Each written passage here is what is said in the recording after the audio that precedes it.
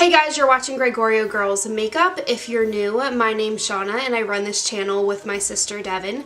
And in today's video, we're going to be talking about the difference between loose powder, pressed powder, and finishing powder. So if you'd like to know the difference, just keep on watching. Okay, so the first type of powder is loose powder, and this is setting powder. So an example of this is the Too Faced Born This Way powder. So this powder is more finely milled and gives you more of a matte finish because this is going to absorb the oils on your face and set the liquid foundation. So loose powder just kind of sets your makeup, locks it into place, and makes it last all day. And when you're setting your face with this, you are putting it everywhere, all over your face. Again, because you want your makeup to set and lock into place and not go anywhere throughout the day.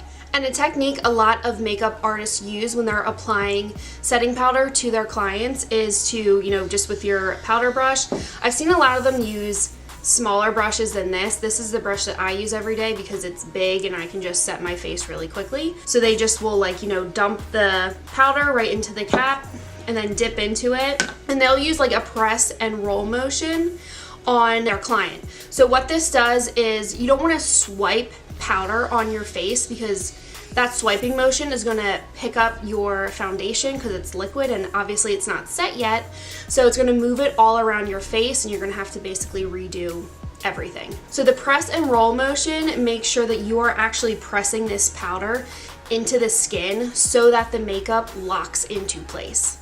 Okay, moving to pressed powder. So an example of this would be the Wet n Wild Photo Focused pressed powder that I have right here. So here's what it looks like. Now for pressed powder, oil has been added to keep the product together. So it can get a little bit cakey looking, especially if you have oily skin. So I feel like the question is, can you use pressed powder to set your whole face? I think the answer is yes, but for me personally, I would advise not doing that. So since makeup is very much an individual thing, I feel like it's pretty much you can do whatever you want because it's your makeup. However, if you want to set your whole face with a pressed powder, I would just keep in mind that you're adding a product that has oil added to it to something that's liquid, like a foundation. So it's probably not going to absorb oils as well as a loose powder would. And therefore it's probably not going to set your makeup and have your makeup be long lasting like a loose powder would. Now, since I have an oily T-zone, I especially do not use a pressed powder to set my whole face. I've tried it before, when I was like newer at makeup. I used the Rimmel London Stay Matte one pretty much like daily, and that's a nice powder, but it just didn't look as good. My makeup didn't look as good as it does when I set with a loose powder. And I typically, in my routine anymore, don't really use too many pressed powders, like ever. So it's not something that I would recommend that you would just set your whole face with without using a loose powder. I think pressed powders are a great product to kind of have when you're out and about in your purse. So you kind of do your setting powder, your loose powder at home, and then if you just need to kind of touch up when you're out, you keep this in your purse, since you obviously don't want to keep loose powder in your purse because it can explode and it can go everywhere. I feel like we've all had that happen at least once in our lives. So this is definitely something to keep with you when you're out in your purse, just for quick touch-ups in the bathroom, but it's not something I would use on its own just to set your whole face. So I'm sure you're thinking, okay, so what are its uses? So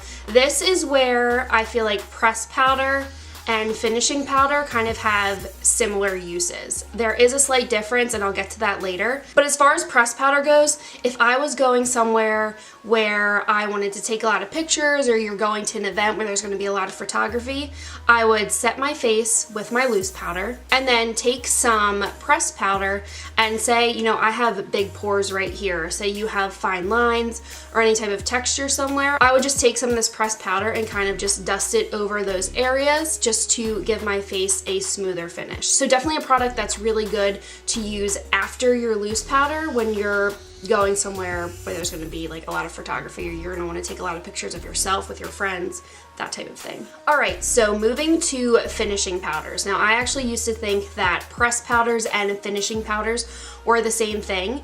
Now I do think there is a bit of a difference, but since makeup is such an individual thing, you can feel free to disagree with what I'm about to say. This is just how I kind of differentiate the two from what I've heard, what I've read. Again, since makeup is so individual, a lot of people have different opinions, and I've heard different views on these powders and their functions from, you know, different influencers and makeup artists and makeup enthusiasts and blah, blah, blah, blah. So again, after I say this, feel free to disagree with me, but this is just my opinion and how I differentiate the two.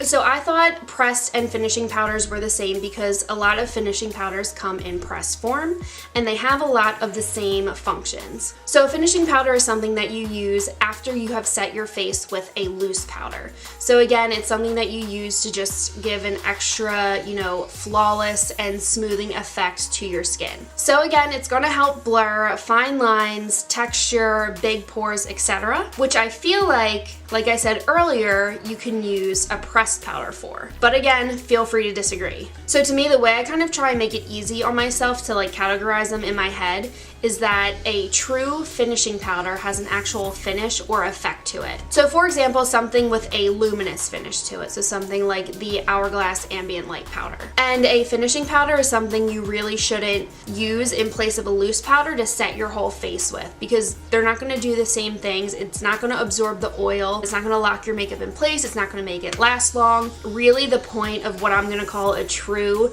finishing powder is to give your skin whatever finish or effect it's marketed to do. So for example, I hope that wasn't too confusing, but again, if I'm going to use the Hourglass Ambient Light Powder, I'm going to dust that all over my face to give my whole face a luminous finish. I'm not going to use it to set my liquid and wet foundation into place because it's not going to absorb the oils. That's not what it's for. It really truly is just to finish up the face and, you know, give you that glow or whatever type of effect you're looking for. Also, fun fact, because earlier I had mentioned that I thought pressed powders and finishing powders were the same thing because I thought all finishing powders came in pressed form. That's false. Makeup Forever actually has a finishing powder that's in loose form. It's like the Makeup Forever Ultra HD Micro Finishing Loose Powder, I think is what it's called. So obviously that's in loose form, but it's still marketed as a finishing powder. So I thought that was interesting. I didn't even know that they carried that. Okay, so I threw a lot of information at you guys all at once there. So just to recap, loose powder. This is what I recommend you set your face with every day. So this is going to absorb your oils, lock your makeup into place, and make it last all day. And this is again what you want to set your whole face with. And then pressed powder. So you want to use this after you have set your makeup with a loose powder if you feel like, you know, you want to blur anything and just give yourself a more smooth effect, especially if you're going somewhere where there's photography like I mentioned earlier. And then of course you can always keep a pressed powder in your purse to touch up if you're out for the night. And third, we have finishing powder. So again, you want to use this after you have set your face with a loose powder just to blur any imperfections. And in my opinion, it's a true finishing powder if it gives your skin a certain effect or finish, such as luminosity. And again, this is definitely not a product you want to use to set your whole face in place of a loose powder. Again, always use it after you've set with a loose powder. Alright guys, that is it for this video. I am sorry my lighting looked like shit the whole time. I will fix that for the next video, I promise. If you like this video, if you learned anything, and if you found any value in it, please give it a thumbs up and subscribe to our channel. We do a lot of videos like this where we're giving you information about makeup, the whys behind makeup. We do tutorials, product reviews, anything like that. But yeah, that is it for this video, guys. I hope you guys enjoyed it. Don't forget to follow Devin and I on Instagram. I'm at Seanna Greggs and Devin is at DevDevGreggs, and we will see you in our next video.